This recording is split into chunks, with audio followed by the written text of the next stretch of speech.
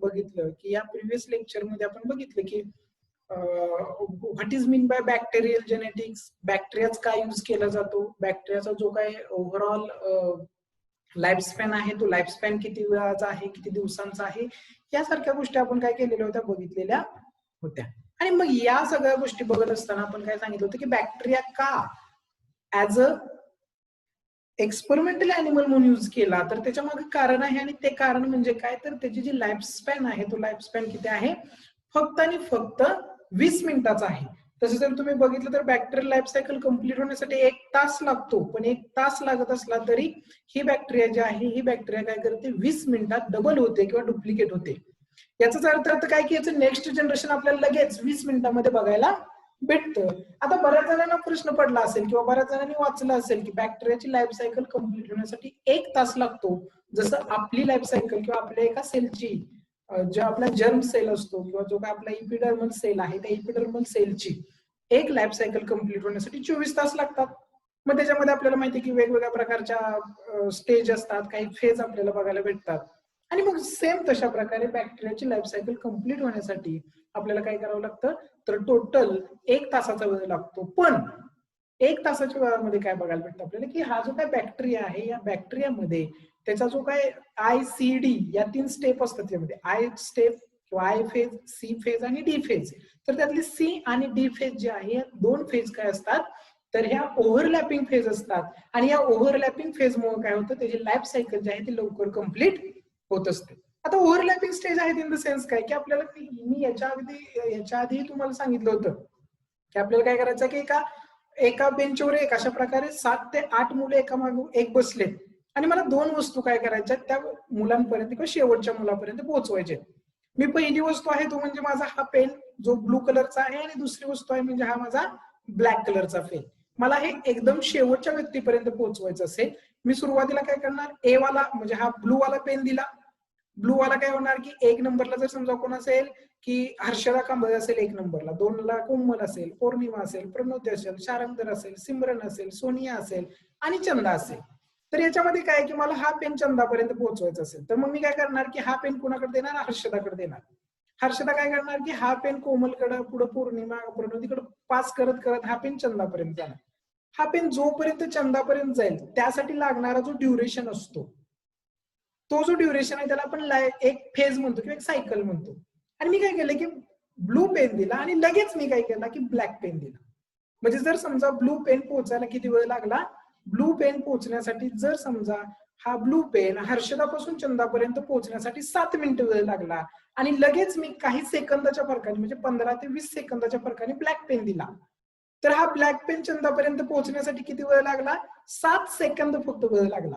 म्हणजे इथं काय झालं की फक्त पहिली जी स्टेप होती, पहिली जी फेज आहे तीच फक्त काय होते, टाइम ड्युरेशन आहे किंवा त्यालाच टाइम ड्युरेशन जास्त लागतो. अनादर स्टेप तिथून पुढच्या कोणत्याही स्टेपला काय होत नाही, जास्त वेळ लागत नाही. कारण आपण कुठलं ड्युरेशन पकडतोय की 2 वस्तूच्या मधलं ड्युरेशन पकडतोय. ही वस्तू शेवटच्या कॅन्डिडेट पर्यंत पोहोचण्यासाठी 7 मिनिटं लागली, तर ही वस्तू या वस्तू म्हणजे हे वस्तू पोहोचल्यापासूनचा वेळ आपण काउंट करतो, तर ती वस्तू पोहोचायला किती 7 सेकंद, 10 सेकंद, 20 सेकंद लागले असतील, तर तो त्या दोन्हीच्या मधला टाइम ड्युरेशन झाला. म्हणजे पहिली फेज फक्त काय असते की लेट होते किंवा टाइम ड्युरेबल असते, नंतरच्या सगळ्या स्टेज काय असतात ऍज इट इज नॉर्मल असतात. म्हणजे नॉर्मल इन द सेन्स काय की त्यांच्यामधला टाइम ड्युरेशन कमी असतो. आणि हे जे टाइम ड्युरेशन कमी आहे म्हणजे ऍट अ टाइम 2 कंडिशन चाललेले आहेत. म्हणजे जर समजा काय केलं असेल की एक पेन मी पुढे पास केला असेल, तर आता हर्षदाकडून समजा पुढे कोमलकडे पेन केला असेल, कोमल काय करणार, पुढे प्रणोतीकडे देणार, पण त्या जोपर्यंत हा पेन प्रणोतीकडे गेलाय तोपर्यंत कोमलच्या हातामध्ये हा पेन पडलेला असेल. ओके, म्हणजे काय करतोय आपण की एकानंतर एक लगे पेन देतोय, आणि त्यालाच आपण काय म्हणतो की it overlapping phases. Overlapping phases म्हणजे काय, एकानंतर एक लगे पटपट होत असतात, आणि म्हणून त्याला 20 मिनिटं वेळ लागतो, हे आपण बघितलं. त्यानंतर इम्पॉर्टंट थिंग आपण काय बघितली की आता हे मी काय एक्सप्लेन केलं, कारण बऱ्याच जणांनी, आय होप सो बरेच जण अभ्यास करत असतील घरी किंवा इंटरनेटचा वापर करत असतील, वेगवेगळ्या लेक्चर्सचा वापर करत असतील, रेफरन्सेस यूज करत असतील, आणि त्या रेफरन्सेस मध्ये बॅक्टेरियाची लाईफ सायकल कंप्लीट होण्यासाठी 1 तास लागतो असं सांगितलं जातं, आणि मी तुम्हाला 20 मिनिटं सांगितलेलं होतं. मग 1 तास आणि 20 मिनिटांमध्ये काय डिफरन्स आहे हे बघण्यासाठी हे आपण आता एक्सप्लेन केलेलं होतं. आपण ऍक्च्युली बघतोय बॅक्टेरियल जेनेटिक्स किंवा त्याला मायक्रोबियल जेनेटिक्स म्हटलं जातं, आणि या जेनेटिक्स मध्ये आपण बघितलं की जो बॅक्टेरिया असतो तो बॅक्टेरिया काय करतो, एका वेगळ्या पद्धतीच्या रिप्रोडक्शन सिस्टमने काय होत असतो, डबल होत असतो. आपण बघितलं की असेक्सुअल रिप्रोडक्शन एक आहे आणि पॅरासेक्सुअल रिप्रोडक्शन एक आहे. असेक्सुअल मध्ये आपण काय बघितलं की असेक्सुअल मध्ये कॉम्बिनेशन्स किंवा त्याला आपण काय म्हणतो की क्लोन्स तयार केले जातात. एकमेकासारखे दिसणारे सगळे ऑर्गॅनिझम तयार केले जातात की ज्यांचा जेनेटिक मॅप हा सेम टू सेम असतो. म्हणजे फॉर एक्झाम्पल काय असेल की तुम्ही काय केलं की जर समजा बायनरी फ्युजन जर एखादा बॅक्टेरिया काय झाला असेल, रिप्रोड्यूस झाला असेल, प्रोड्यूस झाला असेल, डेव्हलप झाला असेल आणि मी काय केलं की त्याच्यावरती एक अँटीबायोटिक्स टाकलं आणि त्या अँटीबायोटिक्स वरती समजा एक लाख बॅक्टेरिया तयार केलेत मी आणि मी एक सिंगल अँटीबायोटिक्स काय केलं त्याच्यामध्ये यूज केलं की जे त्यांच्यासाठी काय हानिकारक आहे आणि एका मिनिटामध्ये 1,00,000 बॅक्टेरियांचं जे कल्चर असेल ते काय होणार आहे, डिस्ट्रॉय होणार आहे. का डिस्ट्रॉय होणार आहे? कारण सर्वच्या सर्व बॅक्टेरियामध्ये एकच प्रकारचा जीन प्रेझेंट आहे आणि त्याच्यामुळे त्या एका अँटीबायोटिकचा इम्पॅक्ट हा सगळ्यांवरती पडणार. मग जर सगळं एवढं काम करून जर एका मिनिटात नष्ट होणार असेल तर त्यासाठी काय केलं जातं की ह्या बॅक्टेरिया काय करतात, म्हणजे बघा प्रत्येकाकडे काय आहे की स्वतःला जगवत ठेवण्यासाठी किंवा जिवंत ठेवण्यासाठी काही ना काही स्पेशल असे फीचर्स आहेत आणि त्या स्पेशल किंवा त्या स्पेशल फीचर वरतीच काय तो जगत असतो किंवा स्वतःला जिवंत ठेवत असतो. आणि मग त्याच्यामध्ये काय केलं जातं, हे बॅक्टेरिया काय करते तर पॅरासेक्सुअल टाईपने काय करत असते, रिप्रोड्यूस करते. पॅरासेक्सुअल म्हणजे काय, away from the sexual reproduction. Same to same sexual reproduction सारखंच आहे, फक्त एवढंच की याच्यामध्ये गॅमेट फॉर्मेशन होत नाही. पॅरेंट 2 असतात पण याच्यामध्ये मेल आणि फिमेल पाहिजे. पॅरासेक्सुअल मध्ये मेल फिमेल नको, तर तिथं आपल्याला डोनर आणि रेसिपेंट पाहिजे, म्हणजे एक देणारा पाहिजे एक घेणारा पाहिजे. ओके, तर अशा प्रकारे पॅरासेक्सुअल रिप्रोडक्शन केलं जातं. पॅरासेक्सुअल रिप्रोडक्शन मध्ये आपण 3 प्रकारचे रिप्रोडक्शन बघितले. First is कॉन्ज्युगेशन. कॉन्ज्युगेशन मध्ये बघितलं आपण काय बघितलं की हे जे काय पॅरासेक्सुअल रिप्रोडक्शन आहे याला आपण 3 पार्ट मध्ये सब डिवाइड केलं आणि त्या सब डिवाइडेड काय काय काय, फर्स्ट आहे conjugation, transformation and third one is transduction. त्यानंतर आपण नंतर परत त्यामध्ये काय बघितलं की हे जे काय कॉन्ज्युगेशन आहे किंवा हा जो काय सब टाइप आहे कॉन्ज्युगेशन, हा कॉन्ज्युगेशन सब टाइप परत 3 स्ट्रेन मध्ये डिवाइड झालेला आहे आणि या 3 स्ट्रेन मध्ये डिवाइड झाल्यानंतर त्याच्यामध्ये ऍक्च्युअली काय चेंजेस होतात हे आपण विचारलं किंवा हे आपण बघितलेलं आहे किंवा थोडंसं शिकलेलो आहे. त्याच्यामध्ये आपण तुम्हाला सांगितलं की एफ प्लस हा बॅक्टेरिया जर एफ मायनस बॅक्टेरिया सोबत जर रिकॉम्बिनंट केला तर येणारा रिझल्ट हा दोन्हीच्या दोन्ही बॅक्टेरिया कसले असतात, एफ प्लस असतात, म्हणजे दोन्हीमध्ये फर्टिलिटी फॅक्टर हा प्रेझेंट असतो. हा एक स्ट्रेन झाला. सेकंड स्ट्रेन बद्दल आपण बोललेलो होतो ज्याच्यामध्ये HFR हा बॅक्टेरिया आपण काय केला होता, एफ मायनस, म्हणजे F minus in the sense fertility plasmid किंवा सेक्स प्लाझ्मिड नसलेल्या बॅक्टेरिया सोबत आपण क्रॉस केला तर त्याच्यामध्ये काय झालेलं आहे की कोणत्याही प्रकारचा चेंज झालेला नाहीये. फक्त जो सेकंड बॅक्टेरिया आहे तो बॅक्टेरिया काही जीनसाठी, ओनली फ्यू जीनसाठी रिकॉम्बिनेट झालाय, पण जो ओरिजिनल बॅक्टेरिया होता तोही तसाच राहिलाय आणि जो दुसरा क्रॉस केला होता तोही तसाच राहिलाय. फक्त काही जीन मध्ये त्यांच्या फक्त फरक पडलेला आपण बघितलं, याला आपण म्हणतो it is a second strain.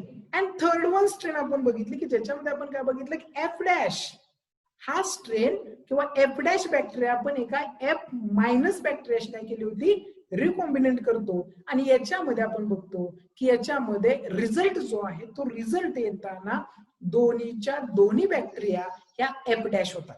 आता what is mean bye HFR? HFR कशाला म्हणायचं, हाय फर्टिलिटी किंवा हाय फ्रिक्वेन्सी रिकॉम्बिनंट, ज्याला आपण काय म्हणतो HFR म्हणतो. हाय फ्रिक्वेन्सी रिकॉम्बिनंट म्हणजे काय असतं, किंवा एफ डॅश, एफ प्लस बघितलं आपण. एफ प्लस कुणाला म्हणतो आपण, असा बॅक्टेरिया की ज्या बॅक्टेरियामध्ये सेक्स प्लाझ्मिड प्रेझेंट आहे अशा बॅक्टेरियाला आपण म्हणतो F plus bacteria. F minus bacteria means what, असा बॅक्टेरिया की ज्याच्यामध्ये सेक्स प्लाझ्मिडच नाहीये आणि जर सेक्स प्लाझ्मिड नसेल तर त्याला आपण एफ मायनस म्हणतो. HFR कशाला म्हणायचं हे पण आपल्याला शिकलं पाहिजे. त्याचबरोबर आपल्याला काय शिकलं पाहिजे, एफ डॅश कशाला म्हणायचं हे शिकलं पाहिजे. तर आपण त्यावेळेस जसं जसं आपण तो प्रकारचा स्ट्रेन शिकत असेल त्यावेळेस आपण ते शिकणार आहोत. आय रिपीट वन्स अगेन, बऱ्याच मुलांनी मला अजूनही ज्या शॉर्ट नोट्स आहेत त्या सेंड केलेल्या नाहीयेत, म्हणजे मी प्रत्येकाचं नाव घेणार नाहीये. तर त्या विद्यार्थ्यांनी मला जेनेटिक्स प्लस रिकॉम्बिनंट जे काय आपण बॅक्टेरियल जेनेटिक्स शिकलो ते पाठवायचं आहे, कारण तुम्ही रोजच्या रोज जे करता आहात मे बी तीच तुमची असाइनमेंट असेल, तीच तुमची इंटरनल मार्क्स असतील त्या विषयाची कदाचित. ओके, तर परत असं वाटू नये किंवा परत असं वाटू नये की अरे दिलं असतं तर बरं झालं असतं, कदाचित इतकी मार्क मिळाली असती.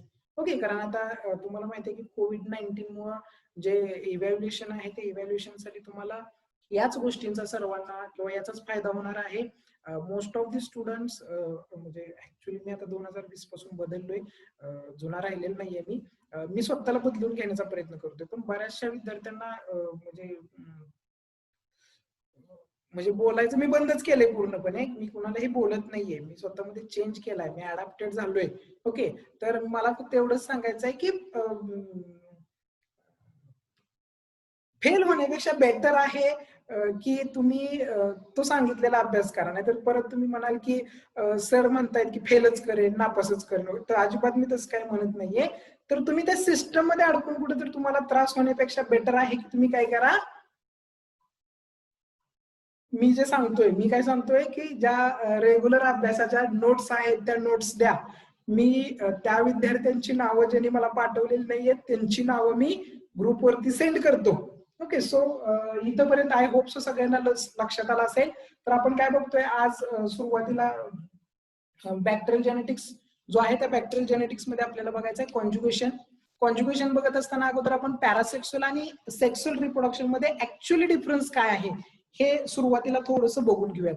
सेक्सुअल रिप्रोडक्शन काय कशाला म्हणायचं आणि पॅरासेक्सुअल कशाला म्हणायचं, म्हणजे दोघांमध्ये असा काय डिफरन्स आहे हे आपल्याला बघायचं आहे.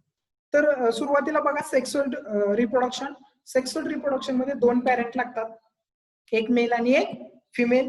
त्याच्यामध्ये जे काय पॅरेंटल जीन एक्सचेंज आहे तो पॅरेंटल जीन एक्सचेंज केला जातो, डीएनएचा फ्रॅगमेंट काय केला जातो, ट्रान्सफर केला जातो किंवा जीन डीएनए हेरिटेबल केले जातात. त्याच्यामध्ये काय केलं जातं तर गॅमेट फॉर्मेशन केलं जातं. गॅमेट फॉर्मेशन झाल्यानंतर जे काय फर्टिलायझेशन आहे ते फर्टिलायझेशन होतं, त्यालाच आपण गॅमेट फॉर्मेशन अँड फ्युजन म्हणतो. फ्युजन नंतर मग मेओसिस होतं. मेओसिस झालं की सेल काय होत असतात, डिवाइड होतात. एका सेलच्या 2 सेल, 2च्या 4, 4च्या 8 सेल होतात. ओके, सेल डिवायडेशन होतात. त्याचबरोबर त्याच्यामध्ये काय झालेलं बघायला भेटतं आपल्याला, सेकंड एंड कंडिशन आपल्याला बघायला भेटते. तो जो सेल आहे किंवा जो सेल रिप्रोडक्शन मध्ये भाग घेतो त्या सेलचा आपल्याला डिप्लॉइड सेल झालेली बघायला भेटते, त्याला आपण सेकंड एंड कंडिशन म्हणतो. आणि त्याचबरोबर त्याच्यामध्ये फॉर्मेशन ऑफ झायगोट, झायगोटचं फॉर्मेशन होतं आणि मग तिथून क्लिवेज, मोरुला, ब्लास्टुला, गेस्टुला आणि मग तिथून ऑर्गन फॉर्मेशन, मॉर्फोजेनेसिस होतं आणि तो ऑर्गॅनिझम तयार झालेला आपल्याला बघायला भेटतो. म्हणजे थोडक्यात काय आहे, इथं काय आहे, सेक्सुअल जे रिप्रोडक्शन आहे या सेक्सुअल रिप्रोडक्शन मध्ये आपल्याला काय बघायचं आहे तर सेक्सुअल रिप्रोडक्शन मध्ये फर्स्ट पार्ट इम्पॉर्टंट आहे की याच्यामध्ये काय आहे, तो पॅरेंट जे आहे हे पॅरेंट किती लागणार आहे, 2 पॅरेंट लागणार आहे आणि 2 मध्ये एक असेल तो काय असेल, मेल असेल आणि सेकंड असेल ती काय असेल, फिमेल असेल.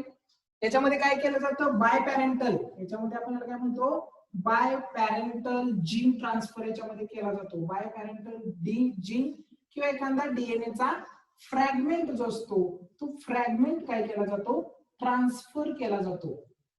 काय केला जातो, एखादा bi parent in means what, तर मेलचा पण आणि फिमेलचा पण, म्हणजेच काय तर दोन्ही पॅरेंटचा जीन किंवा डीएनए हा काय केला जातो, नेक्स्ट जनरेशन मध्ये ट्रान्सफर करायचं काम केलं जातं. म्हणून काय म्हणतात बाय पॅरेंटल ट्रान्सप्लांटेशन याच्यामध्ये किंवा ट्रान्सफर जीनचं याच्यामध्ये केलं जातं. थर्ड वन इज आहे, याच्यामध्ये काय केलं जातं तर याच्यामध्ये जो कम्प्लीट क्रोमोझोम आहे, म्हणजे बाय पॅरेंट जीन याच्यामध्ये टोटल क्रोमोझोम काय केला जातो, ट्रान्सफर केला जातो. काय सांगतोय बघा मी, बाय पॅरेंट जीन और डीएनए फ्रॅगमेंट ट्रान्सफर जे आहे याच्यामध्ये टोटल जो मेन क्रोमोझोम असतो, टोटल मेन क्रोमोझोम आपण काय करतो, ट्रान्सफर ऑफस्प्रिंग मध्ये करतो. त्यानंतर थर्ड याच्यामध्ये काय आहे तर याच्यामध्ये गॅमेट फॉर्मेशन केलं जातं. काय केलं जातं याच्यामध्ये, तर याच्यामध्ये गॅमेट फॉर्मेशन केलं जातं. त्याचबरोबर गॅमेट फॉर्मेशन नंतर याच्यामध्ये आपल्याला मिओसिस जे आहे त्याला आपण काय म्हणतो की मिओसिस झालेलं आपल्याला याच्यामध्ये बघायला भेटतं. त्यानंतर आपण सांगितलं की मिओसिस झाल्यानंतर पुढची जी प्रोसेस आहे त्याच्यामध्ये काय, फ्युजन. एकदा का मिओसिस झालं की त्याच्यामध्ये 4 स्टेप आहे. फर्स्ट स्टेप आहे इट इज अ फ्युजन. त्याच्यामध्ये आपल्याला फ्युजन झालेलं बघायला भेटतं.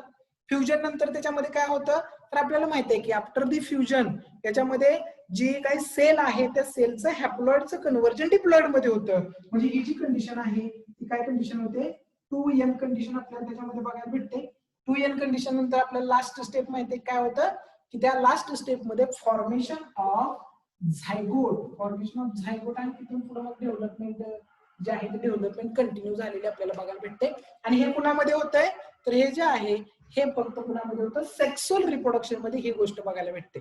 आता याच्याशी कंपेअर आपल्याला कुठली करायची आहे तर याच्याशी कंपेअर आपल्याला करायची आहे ती म्हणजे तुमची पॅरासेक्सुअल रिप्रोडक्शन. पॅरासेक्सुअल रिप्रोडक्शन मध्ये काय केलं जातं बघा, काय काय गोष्टी बघायच्या आहेत आपल्याला. जसं सेक्सुअल रिप्रोडक्शन मध्ये आपण 4 ते 5 मुद्दे बघितले तसं आपल्याला पॅरासेक्सुअल मध्ये काही मुद्दे बघायचे आहेत. त्याच्यातला जो पहिला मुद्दा असेल म्हणजे बघा हे मी ब्लॅक पेन लिहितोय मुद्दा म्हणून, इट इज अ पॅरासेक्सुअल. पॅरासेक्सुअल जो आहे तो पॅरासेक्सुअल मध्ये आपल्याला काय बघायचं, फर्स्ट मुद्दा काय असेल याच्यामध्ये जे पॅरेंट्स आहेत ते पॅरेंट आपल्याला लागणार आहेत पण पॅरेंट वेगळे असणार आहेत. तर पॅरेंट 2च लागणार आहेत आपल्याला, पॅरेंट 2 असणार आहेत पण मेल आणि फिमेलच्या ऐवजी काय असणार आहे डोनर अँड रेसिपिएंट. म्हणजे काय असणार आहे की एक डोनर करणार असणार आहे आणि दुसरा काय करणार आहे त्यानं जे डोन केले की तेव्हा त्यानं जे दिलंय ते घेणार एक असणार आहे. ओके, म्हणजे याच्यामध्ये सुद्धा पॅरेंट 2 लागणार आहेत पण एक कोण असणार आहे डोनर असणार, दुसरा कोण असणार रेसिपिएंट असणार आहे. सेक्सुअल मध्ये काय बघितलं तर पॅरेंट 2 होते पण एक मेल होता आणि एक काय होती फिमेल होती. त्यानंतर याच्यामध्ये काय बघा, ज्यावेळेस याच्यामध्ये 2 पॅरेंट मध्ये काय केलं जातं की जे काय त्याला आपण काय म्हणतो की नॉन ट्रान्सफरेबल याच्यामध्ये जीनचा काही पार्ट फक्त काय होतो ट्रान्सफर होतो पण मेन क्रोमोझोम ट्रान्सफर होत नाही.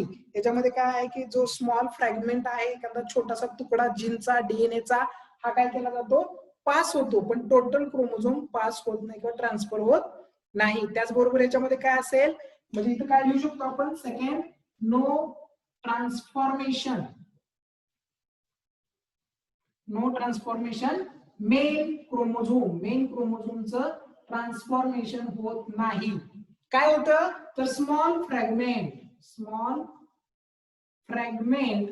फ्रॅगमेंट ऑफ डीएनए किंवा जीन जो आहे तो आपल्याला काय होतो याच्यामध्ये ट्रान्सफर झालेला बघायला भेटतो. देन थर्ड वन काय असणार आहे याच्यामध्ये, जसं आपण त्याच्यामध्ये थर्ड वन काय बघितलं होतं की त्याच्यामध्ये काय होतं गॅमेट फॉर्मेशन होतं किंवा गॅमेट फॉर्मेशन होतं.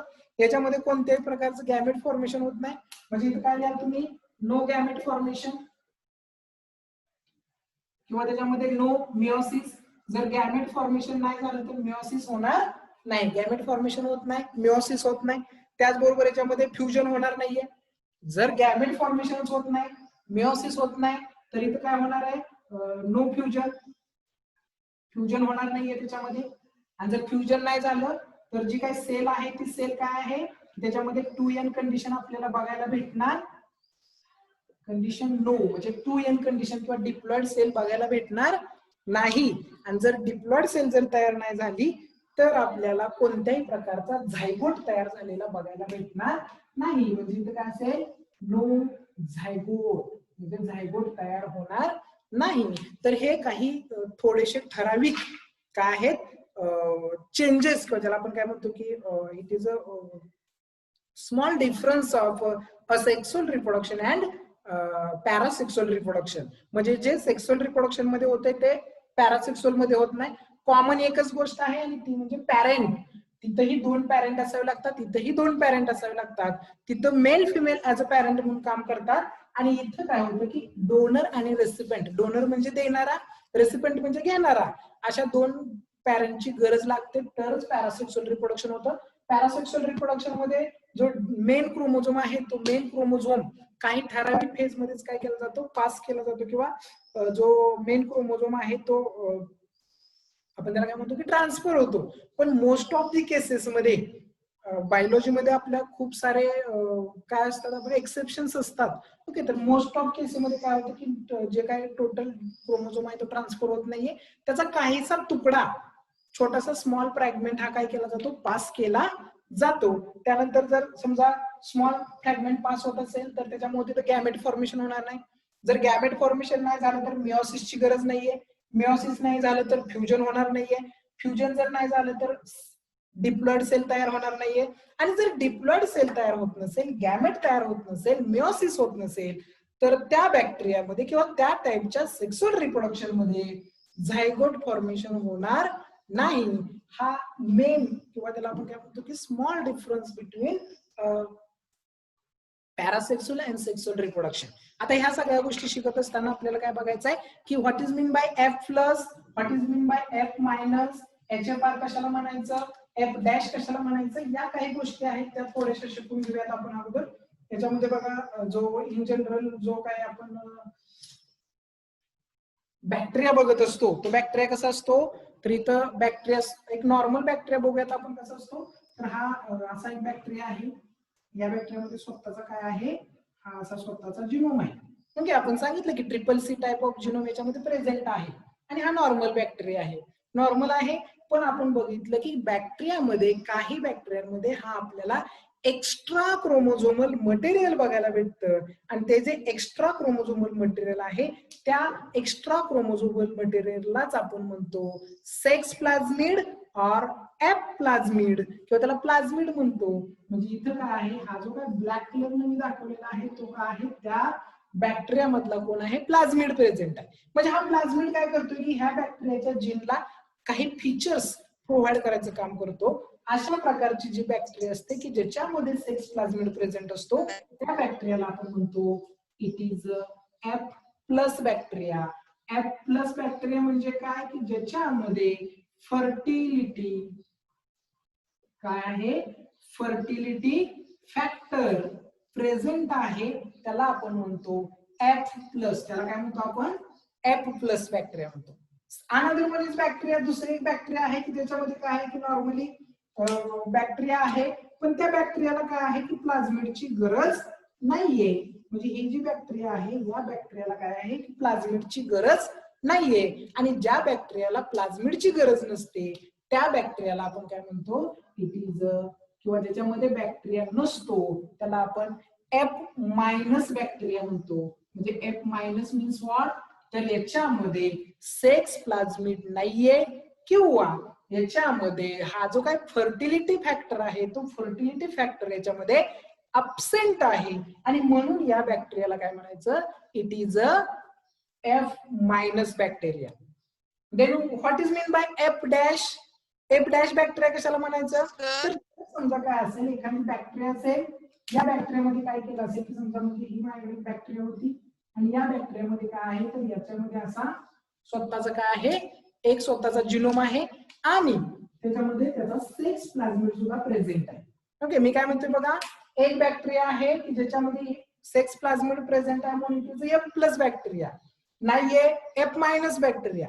एक अनदर वन बॅक्टेरिया आपण घेतला एक्झाम्पल की ज्याच्यामध्ये आपल्याला सांगतोय मी की एकामध्ये त्याचा स्वतःचा क्रोमोझोम आहे प्लस त्याच्यामध्ये सेक्स क्रोमोझोम किंवा त्याला सेक्स प्लाझमिड म्हणतो तोही आहे. पण ज्यावेळेस या बॅक्टेरियाचं काय होतं, डिव्हिजन होतं. डिव्हिजन होते इन द सेन्स काय, ही बॅक्टेरिया ज्यावेळेस काय होते डिवाइड होते, असेक्सुअल रिप्रोडक्शन डिवाइड होत असते. त्यावेळेस काय होतं, जर समजा या बॅक्टेरियाचं इक्वल डिस्ट्रीब्युशन झालं, काय झालं, या बॅक्टेरियाचं जर इक्वल काय झालं, इक्वल जर त्याचा फ्रॅगमेंट झाला, इक्वल जर डिस्ट्रीब्युशन झालं तर आपल्याकडं एफ प्लस बॅक्टेरिया तयार होते. काय होते बघा, मी काय म्हणतोय बघा, जर एखादा बॅक्टेरिया असेल त्याच्यामध्ये डिव्हिजन होत असेल आणि जर इक्वल डिव्हिजन झालं, equal division in the sense काय की माझ्याकडे काय आहे, दोन पेन आहेत आणि काय माझ्याकडे काय की या दोन पेन पैकी काय करायचं, मला दोन स्टुडंटला पेन द्यायचे, एकाला एक आणि एकाला एक जर मी पेन दिला, दोन पेन दिले, दोघाला एक एक पेन दिला तर त्याला काय म्हणायचं, इक्वल डिस्ट्रीब्युशन झालं. जर इक्वल डिस्ट्रीब्युशन त्या बॅक्टेरियाचं इक्वल डिव्हिजन झालं तर तो एफ प्लस तयार होतो.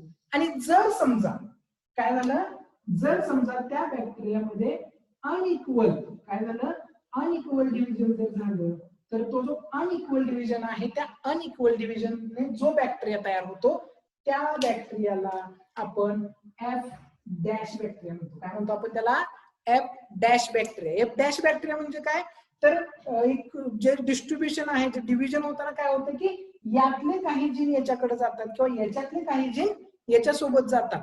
सगळ्याच्या सगळं समजा आपण समजूया की यातले काही जीन याच्याकडे आले म्हणजे हा सगळ्याच्या सगळ्या जाणार नाही, यातले काही जीन याच्यासोबत जातात. आणि ते जे डिस्ट्रीब्युशन आहे त्या डिस्ट्रीब्युशनला आपण एफ डॅश डिस्ट्रीब्युशन म्हणतो. म्हणजे माझ्याकडे 2 पेन आहेत आणि मी 2 पेनापैकी काय केलं की एकाच विद्यार्थ्याला काय केलं तर एका विद्यार्थ्याला दोन्ही पेन दिलं आणि दुसऱ्या विद्यार्थ्याला फक्त मी या पेनची कॅप दिली. बाबा हे तुला कॅप धर. म्हणजे ज्याच्याकडे कॅप गेली त्याच्याकडे काही पार्ट त्या पेनचा आलाय आणि एकाकडे काय केलंय की प्रमाणापेक्षा जास्त जिन गेलेत. म्हणजे हा पण पेन गेलाय हा पण पेन गेलाय. जर याला कॅप नसेल तर काय फरक पडणार नाही, पण हा नुसत्या कॅपनं काय करू शकणार नाहीये.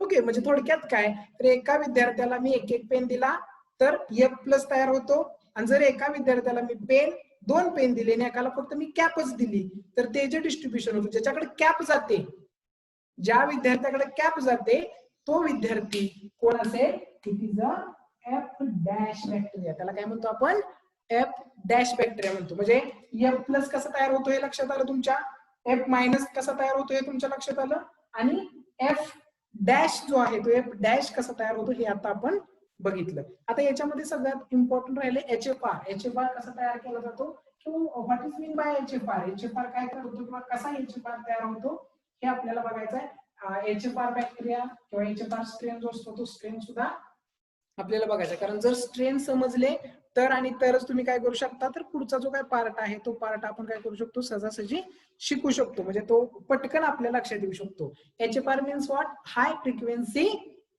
ज्याला काय म्हणतो आपण रिकॉम्बिनेशन किंवा रिकॉम्बिनंट, हाय फ्रिक्वेन्सी रिकॉम्बिनंट. याच्यामध्ये काय असतं की एक बॅक्टेरिया आहे समजून चला, म्हणजे हा बॅक्टेरिया आहे आणि याच्यामध्ये हा स्वतःचा जिनोम आहे त्याचा.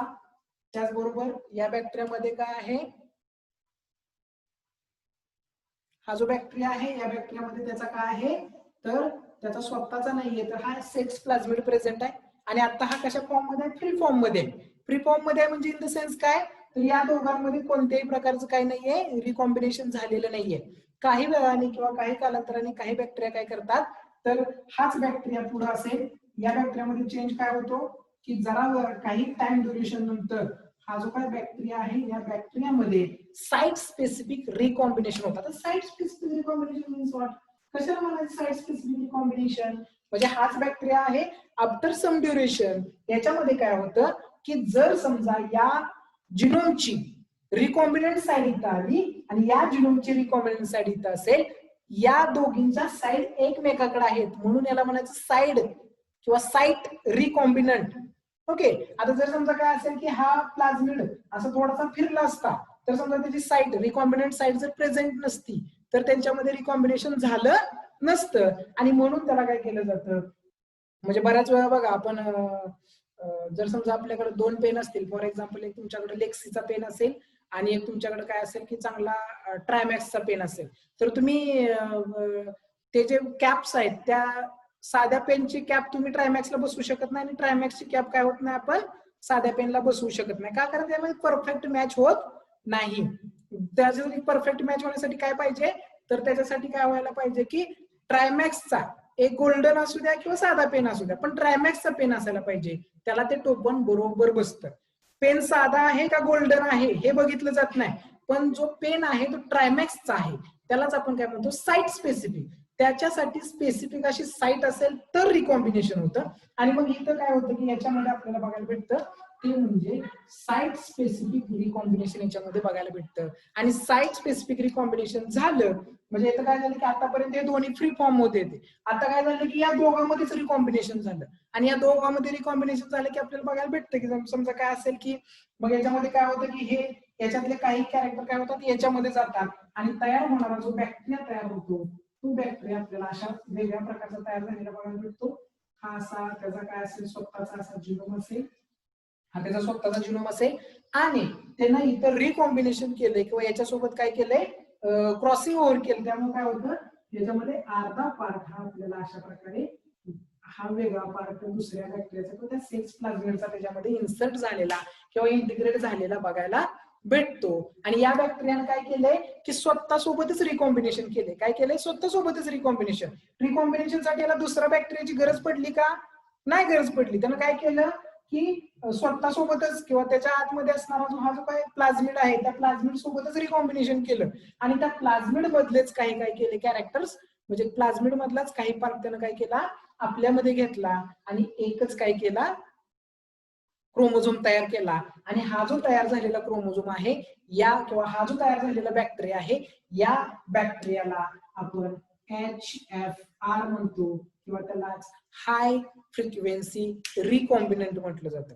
आता हाय फ्रिक्वेन्सी रिकॉम्बिनंट मध्ये जो मेन क्रोमोझोम असतो तो मेन क्रोमोझोम काय केला जातो पुढं ट्रान्सफर केला जातो पण त्याचं रिप्लिकेशन केलं जातं म्हणजे हा पार्ट इथं पण राहतो आणि ज्याच्यासोबत हा कॉम्बिनेशन करतोय त्याच्यामध्ये सुद्धा गेलेला आपल्याला बघायला भेटतो. म्हणजे फॉर एक्झाम्पल काय आहे की एक सिंपल एक्झाम्पल बघा माझ्याकडे स्कूलला जाण्यासाठी माझ्याकडे बॅग आहे आणि माझ्याकडे मी काय केलं की माझ्या पाठीवरती बॅग आहे आणि मला बाईकवरून प्रवास करायचा आहे आणि माझ्या हातामध्ये सुद्धा काही बुक्स आहेत. माझ्या पाठीवरती बॅग पण आहे आणि माझ्या हातामध्ये पण काही बुक्स आहेत. तर मग मी काय करू शकतो ते सगळे बुक्स काय करू शकतो एकत्रितपणे म्हणजे कुठे ठेवू शकतो माझ्या बॅग मध्ये ठेवू शकतो आणि ती बॅग मी पाठीवरती अडकवू शकतो. म्हणजे आता मला दोन दोन गोष्टी हँडल करायची गरज आहे का? दोन दोन गोष्टीसाठी एनर्जी वेस्ट करायची गरज आहे का? नाहीये. तर आपण काय करतो दोन दोन गोष्टीसाठी एनर्जी वेस्ट करत बसायची गरज लागत नाही. आणि ती जी बॅक्टेरिया आहे म्हणजे जी माझी आता पाठीवरची शाखा आहे त्यालाच आपण काय म्हणणार आता हाय फ्रिक्वेन्सी रिकॉम्बिनंट. म्हणजेच काय तर बॅग बॅग वाहून नेण्यासाठी पण ताकद लागणार आहे आणि हातामध्ये बुक घेऊन जायला पण मला ताकद लागणार आहे. तर त्या दोन्हीच्या ऐवजी मी काय केलं की हातातली बुक्स मी बॅग मध्ये ठेवली. आता माझ्या बॅग मध्ये माझ्या हातातली पण बुक आहेत बॅग मधली पण बुक आहेत. बॅग माझ्याकडे आहे पण माझा एक हात काय आहे फ्री आहे त्याला फ्री ऍक्सेस आहे.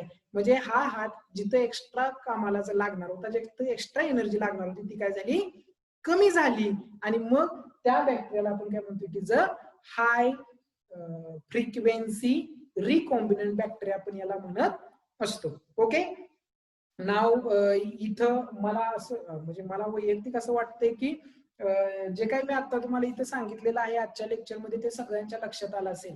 What is mean bye F plus bacteria? F plus काय आहे तर इट इज अ प्लाझमिड किंवा ज्याला आपण फर्टिलिटी प्लाझमिड म्हणतो. What is mean bye plasmid? Plasmid it is a extra chromosomal material which is present in bacteria. सगळ्या बॅक्टेरियामध्ये plasmid असतो का? नाही. ज्या बॅक्टेरियाला प्लाझमिडची गरज आहे तीच बॅक्टेरिया काय असते प्लाझमिड मध्ये प्रेझेंट असते आणि त्याच बॅक्टेरियाला त्या बॅक्टेरियाला F प्लस म्हणतो ज्याच्यामध्ये प्लाझमिड नसतो त्याला F मायनस म्हणतो. जर समजा एखाद्या बॅक्टेरियाचं इक्वल डिव्हिजन झालं तर F प्लस टाईपचा बॅक्टेरिया तयार होतो. जर समजा एखाद्या बॅक्टेरियाचं काय झालं अनइक्वल डिस्ट्रीब्युशन तयार अनइक्वल डिव्हिजन झालं तर अनइक्वल डिव्हिजन मुळे काय होतं की एकाकडे एक्स्ट्रा पार्ट जातो एकाकडे थोडा कमी पार्ट जातो आणि ज्याच्याकडे कमी पार्ट जातो त्याला आपण म्हणतो F डॅश बॅक्टेरिया. आणि F डॅश बॅक्टेरिया नंतर आपण बघितलं की हाय HFR त्यालाच हाय फ्रिक्वेन्सी रिकॉम्बिनंट बॅक्टेरिया म्हटलं जातं. ज्याच्यामध्ये आपण बघितलं की हा एक बॅक्टेरिया आहे त्याच्यामध्ये स्वतःचा क्रोमोझोम आहे प्लाझमिड आहे आणि त्याने स्वतःशी साईट स्पेसिफिक रिकॉम्बिनेशन केलं.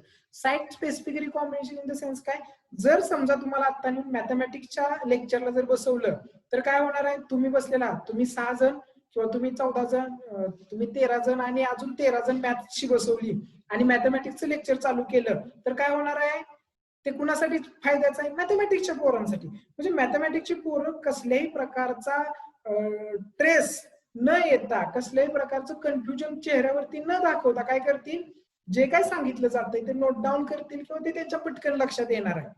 पण तुमच्या लक्षात येणार आहे का? नाहीये. म्हणजे ती मॅथमॅटिक्सची पोरं त्या क्लासमध्ये मॅथमॅटिक्सच्या त्या शिक्षकामध्ये आणि त्या पोरांमध्ये जे कॉम्बिनेशन आहे किंवा जे रिकॉम्बिनेट होतं त्याला म्हणायचं साईट स्पेसिफिक रिकॉम्बिनेशन. म्हणजे काय की काही मुलं बॉटनीचे आहेत काही मुलं झुलॉजीचे आहेत आणि प्राध्यापक काय आलाय मॅथमॅटिक्सचा आलाय आणि तो शिकवतोय त्याचा काय फायदा होणार आहे का? ते काय मुलांच्या डोक्यात जाणार आहे का? नाही जाणार. ते मुलांच्या डोक्यावरून जाणार. किंवा मॅथमॅटिक्स आणि स्टॅट्सची पोरं बसवले आणि झुलॉजी किंवा बॉटनीचा एक प्राध्यापक त्यांना शिकवायला पाठवलाय आणि तो तिथे जाऊन त्यांना काय class phylum kingdom classification bacteria genetics शिकवतोय तर ते त्यांच्या डोक्यात बसणार आहे का? नाहीये. पण जर समजा आपण अदला बदल केली एखादा झुलॉजीचा प्राध्यापक झुलॉजीच्या लेक्चरवर पाठवला मॅथमॅटिक्सचा प्राध्यापक मॅथमॅटिक्सच्या लेक्चरवरती पाठवला तर दोन्ही गोष्टी काय होतात सुरळीत चालतात किंवा हा याचं काम करतो हा याचं काम करतो. म्हणजे ते विद्यार्थी त्या सरांशी किंवा त्या क्लासची साईट स्पेसिफिक झाली.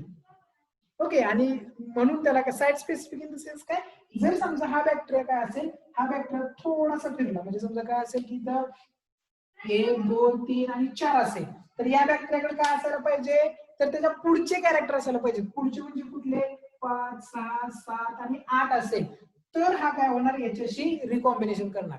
जर समजा 5 6 7 आणि 8 जर इथं असलं असतं, तर इथं 5 6 7 आणि 8 असलं असतं, तर काय होणार, इथं रिकॉम्बिनेशन होणार नाही. रिकॉम्बिनेशन होणार कुठं, इथं होणार. पण कधी हा इथं गेला तर, हा याच्या समोर आला तर रिकॉम्बिनेशन होणार. हा स्वतःहून इथे रिकॉम्बिनेशन करणार नाही, किंवा हा इकडं रिकॉम्बिनेशन साठी जाणार नाही. तर त्यासाठी काय असायला पाहिजे, योगायोगाने, ज्याला आपण योगायोग म्हणतो, तर तशा पद्धतीने काय व्हायला पाहिजे, दोन्ही बॅक्टेरिया एकमेकाच्या समोरासमोर किंवा त्या रिकॉम्बिनेशन साईडच्या समोरासमोर यायला पाहिजेत. ओके. आय थिंक सो इथपर्यंत लक्षात आलं असेल. आज जे काय आपण बघितलं त्याच्या शॉर्ट नोट्स तयार करा आणि ग्रुपवरती किंवा मला पर्सनल द्या. आजपासून आपण हे लेक्चर युट्यूबला टाकायचे बंद केलेले आहेत. युट्यूबला लेक्चर टाकल्यामुळे मुलं लेक्चरला अब्सेंट राहतात. टाइम संपलेला आहे माझा. तर आपण नेक्स्ट लेक्चरला भेटूया. काही अडचणी असतील तर व्हॉट्सअपवरती किंवा कॉलवरती तुम्ही माझ्याशी संपर्क करू शकता.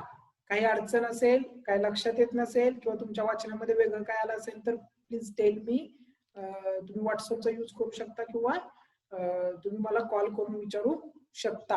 आणि सर्वांनी नोट्स ह्या तयार करून सेंड करायच्या आहेत. ज्या विद्यार्थ्यांनी केल्या नाही